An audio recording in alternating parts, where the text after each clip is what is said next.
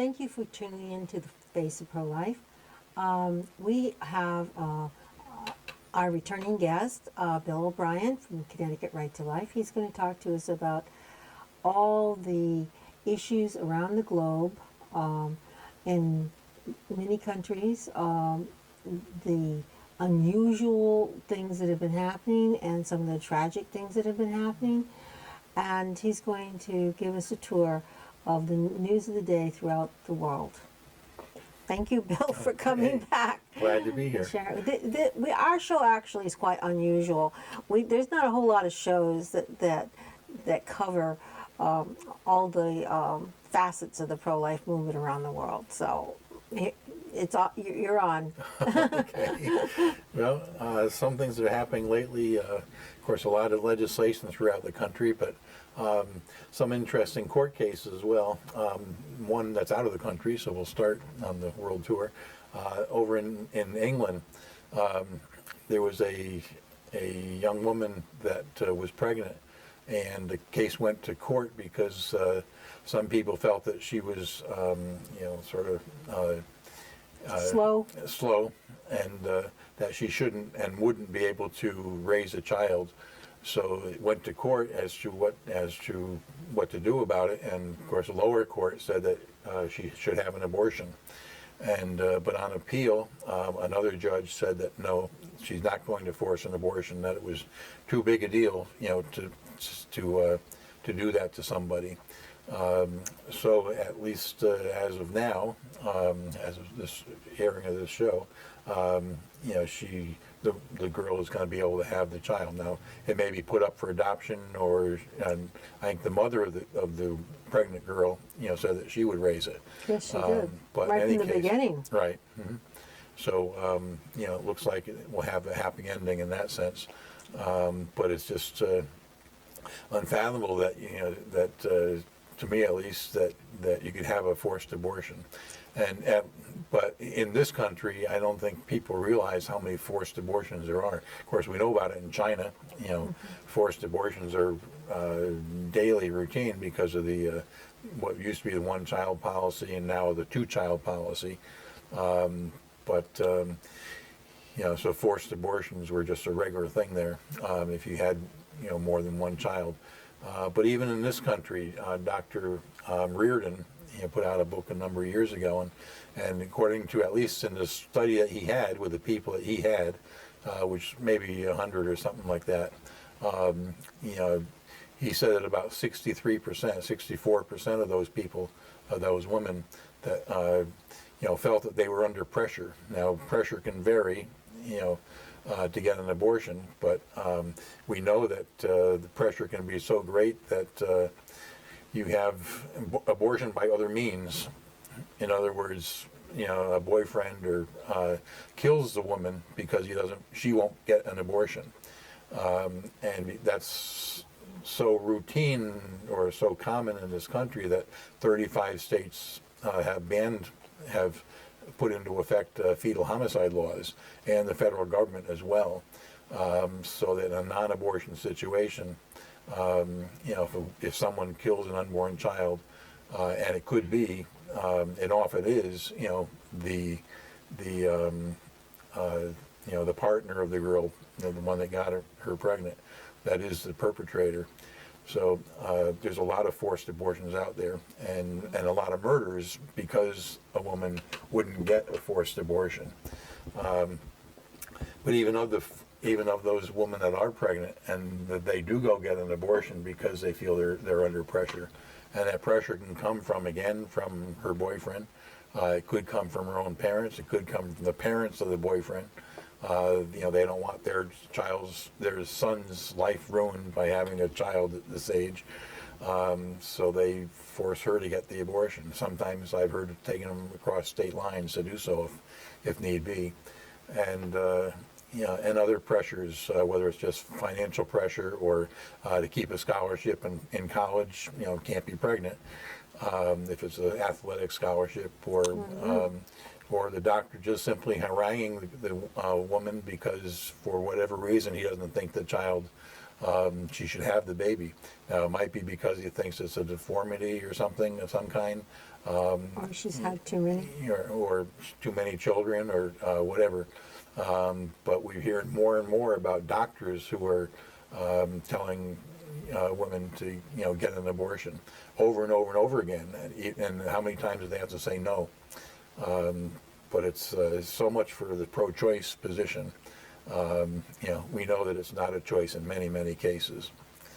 So, so again, at least in this case in England, that looks like this girl will have her child and going to be raised by a loving family in any case. Well, she also was Catholic. Her mother and her were both Catholic. Right. And so not only were they forcing it because of supposedly her disability as having, let's say, a form of slowness, in the area of what they considered. We don't know how. They say that she wasn't that impacted by it. She was just, mildly. But she had religious feelings, and they fought that based on their religion of being Christian Catholics, and it was totally ignored. And the judge made her decision initially, and she's been now known, from what I understand on LifeSite News, is that she was pro-choice, and she was an activist pro-choicer. So people who are judges now, who have an opinion, they're now imposing their personal points of view in law. Right. And that's not law, is it? Isn't justice is supposed to be law? So if the woman didn't ask for the abortion, her health was not being challenged. Right. She was in good health. It was her mental processes that they were looking at. And she had her mother, and her mother was going to help her. But that wasn't good enough, because now other people are starting to say, you will have an abortion. It won't be choice. It's no longer choice. It's forced, coerced. And we're seeing that from an intelligent, at one time very stable and respected country. This isn't China. This is England. Right. Of course, they've had a couple other cases with little children, and yeah, that's right.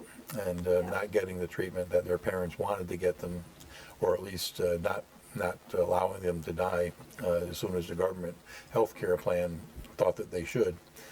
Do you think that the fact that they have the socialized governmental type of health care, that this has precipitated it, this here idea that you don't want to spend too much money, or has it devalued life in England? Has what was supposed to be for health care and supportive life now has become challenging life? No, definitely. I definitely think that's a part of it. Not the whole thing, but definitely a part of it. You have in Texas here, there was a case just pending recently as well, and it keeps recurring, that Texas has a law that says once the doctors basically, or the hospital basically declares that this person doesn't have any future medically, then they can turn off life support within 10 or 12 days, whatever it is. And those cases keep coming up where the family says, no, we want more treatment. Or we simply want to transfer them to another hospital, and sometimes they're stuck and they can't even get them out of the hospital. Just take them somewhere else. That really disturbs Which is what happened in England, too. Other countries are willing to take those children, and the hospital wouldn't even release them to leave the hospital. In these cases that are occurring like this, you take Texas. It's a very pro-life state. Pro-life as far as unborn goes, yes. But on assisted suicide, the other end, they're trying to cut the budget. That might be it. I don't know I've how always they got the law in feared the first place. socialized medicine because I've always worried about the cutting of the budget. Yeah. It would have been better to have kept us in a charitable ward and offered the best care that they could give than to supposedly get the best medical care and make a decision that your life is not worth living. Anyway. That's that's what we're facing. I mean, Yeah. the financial part of it, and the more government takes over healthcare, the more we're going to see of that. So hopefully it won't happen that way. We got to So- go the other direction. So, what other parts of the country are as you take the tour? You choose the country because they well, seem I'll to be choose all this. perking. I'll go to the city of St. Louis. There's, Missouri only has one abortion clinic left, and that one is being threatened to be shut down, and may be by this point.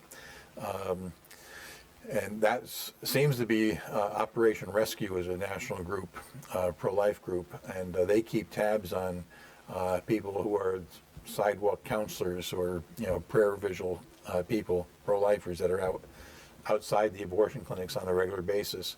A lot of them report into Operation Rescue whenever they see an ambulance pull up to the abortion clinic or other things, and they've reported for this particular abortion clinic that's still open or was open in St. Louis, that they've had, I think in the last, I don't know, many years, they've had dozens of ambulances pulling up, and particularly this year, several of them. So obviously somebody's in trouble because of an abortion.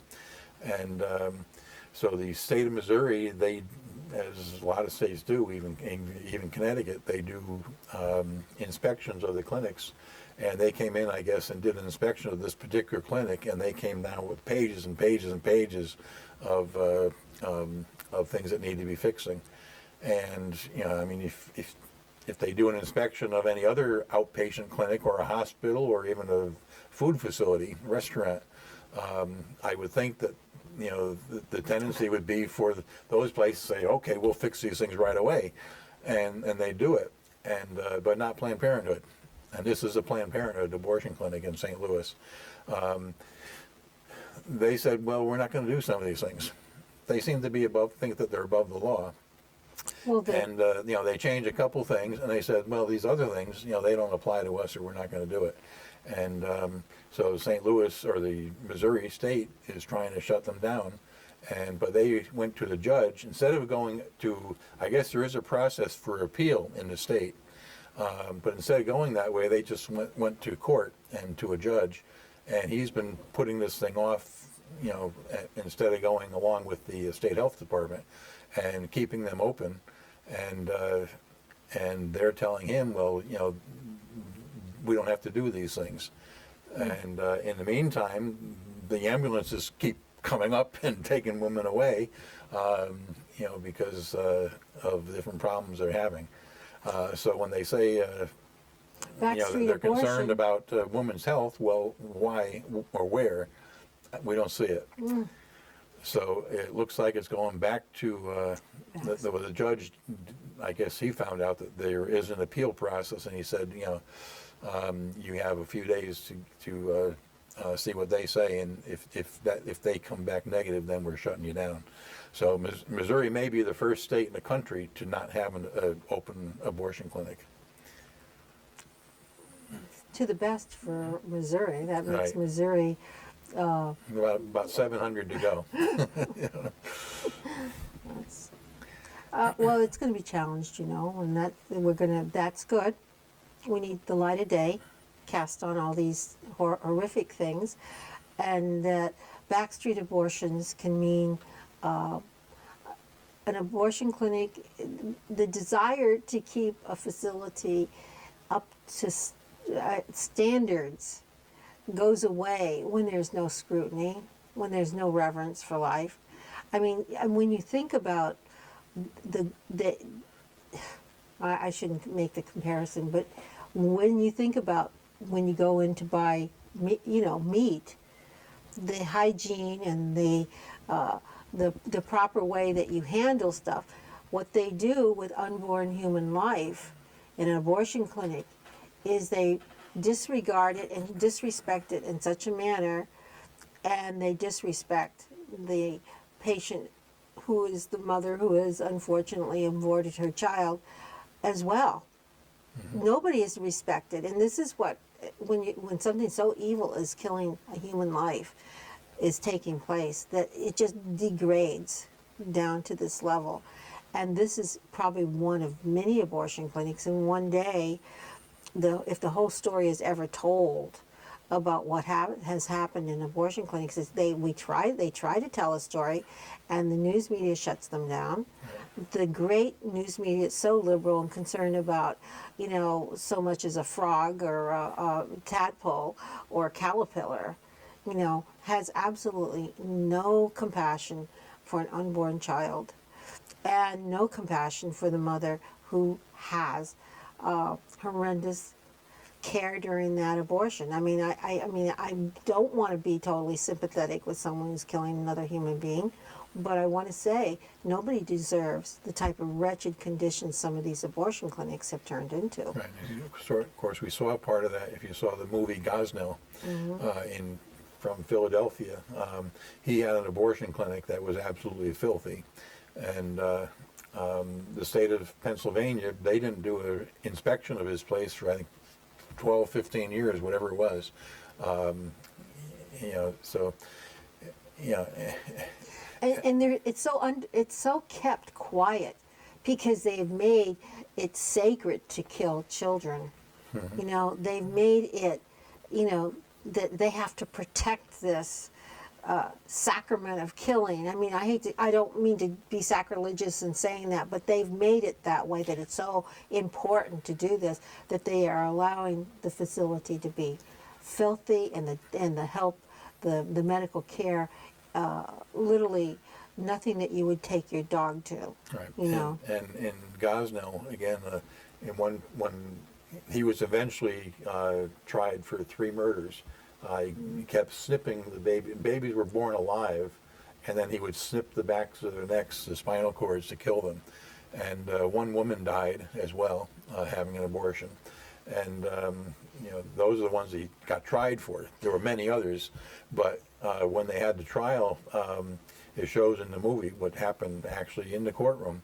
The courtroom officials expected a large media contingent to show up. They had a whole section of the courtroom roped off so the media could have fine seats. Turned out one reporter showed up. That was an online reporter, no one from a newspaper or anything else. They didn't care. There's no words to describe the lack of scrutiny that the news media has displayed in covering the destruction of a human life, and a woman who probably in most cases was forced into that abortion from the surrounding people in her life who were pushing and pressuring her. Most women in the long run do not really want that abortion. There's only a few that are so emboldened to say that that's what they wanted. Most of them do not. Right. And they get there under the pressure of people who they thought loved them and did not love them enough to stand by them during the pregnancy, and the father of the baby as well. Not always, but in many cases they're driven there by men who have pretty much abandoned them as soon as they find out they're pregnant. But let's move on. It's a horrendous topic, and we know the news media totally ignored the promotion of the Gosnell movie. That they try to make sure we never saw it. Right. So what? Well, going to another movie. Of course, many people may have seen the movie Unplanned with Abby Johnson. It was, in this. It was back in March here in the U.S., but it was banned, or at least it was not shown in Canada at all, because no movie theater would pick up to play it. And I guess they don't have an awful lot of chains of movie theaters up in Canada, and the few that were there, wouldn't pick it up. They finally got a screen. The producers finally got a screening. I think it was out in New Brunswick or something. They had 3,000 people show up for this screening. Oh. And since then, just recently, it has been, one chain, at least one movie chain did pick it up, and it was going to start being shown across the country. But I mean, supposedly a democracy, a free country, they couldn't get this movie shown up there, except for a couple months later with a lot of pressure. So it is being shown, and I'm sure that a lot of people are going to turn out to see it. but it's hopefully Probably it'll be more out in than would- DVD soon down here as well. Probably more people will turn out now because they've been held, usually what is forbidden, Right. people go to, and what is sensational, they think is so sensational they weren't allowed to see it, they'll go Right. and see. So let's hope, that helps Canada reform itself, which is, it's a remarkable lifetime that we probably, both of us, have lived at a time that Canada was highly religious, very ethical, very peace-loving, the peace people during the wars where all the activists went because they didn't like to go to war. Right. They want to see bloodshed, has now become this haven for anti-life and pro-abortion promotion. Right, and legalize assisted suicide Oh, nationwide, yes. and abortion. Their ethics have gone, their They have morals no. and They have ethics. no abortion law. No abortion law. Period. They're one of the four, including the U.S., most liberal abortion laws in the world. China, of course, forced abortion there. Talking about forced abortion again, with a two-child policy now, up from the one-child policy. And North Korea, another haven of democracy, and Canada and the United States. Those are the four most liberal abortion laws in the country, in the world. U.S., of course, abortion on demand for any reason up through birth, despite what some people think about state laws. And again, Canada has no law on abortion, so any abortion is legal up there, and assisted suicide. So. And they're even talking about changing the assisted suicide so that children, can get it as well.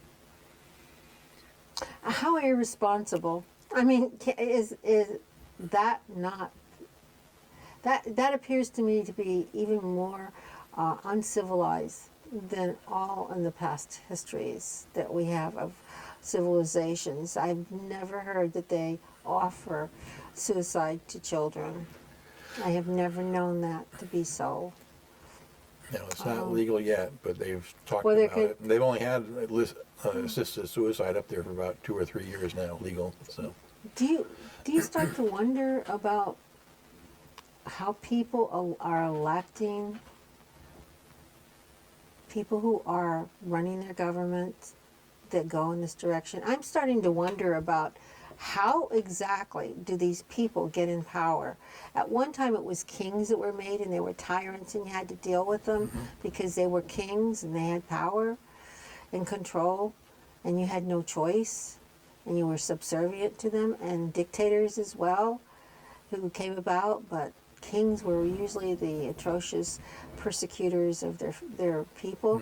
And now we have elected people chosen by the people who are imposing horrible, horrible, unwise laws. I can't understand how in 50 years this all happened. Perhaps because abortion became legal and they reduced the sensitivity for human life, and everything else is eroded underneath that type of thinking. And I think John Paul II said that in his Gospel of Life or Humanae Vitae, all that, about once you erode the respect for human life. So, right, and well, I think a part of it. I mean, Canada used to have Quebec used to be very Catholic. Obviously, it's not anymore. They were leading the fight to get assisted suicide. They were ahead of the federal government. And abortion, and now of course you had Ireland last year legalize assisted suicide and legalize abortion. Both are legal there now. So it's just sort of a collapse of Christian countries. Christian culture collapsing. And in parts of the U.S. Now with New York, and now just recently Rhode Island and I think Vermont, have passed new laws which would essentially write into the statute Roe v. Wade, in case, because they're afraid it's going to be overturned. But on the other hand, you got some good states. You got Georgia and Louisiana, have some very good laws, It's new an laws. incredible story that's being played out. A real life struggle, a war that's being played out.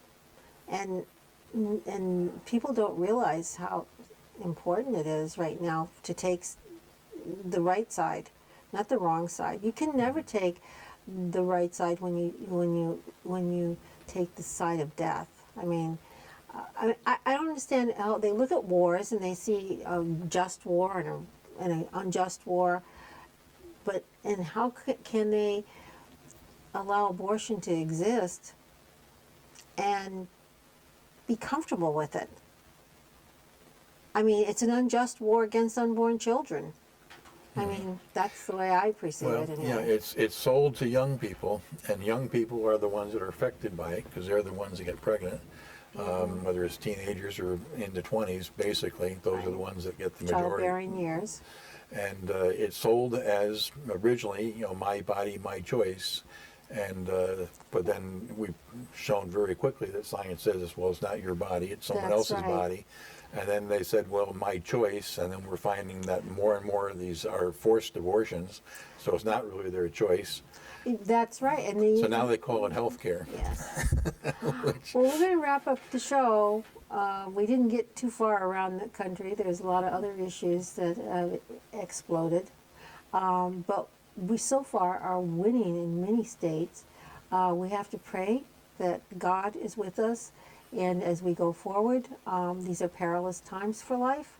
And we hope the next time that you tune in that you will see our issues clearly, and yours will be the face of pro-life.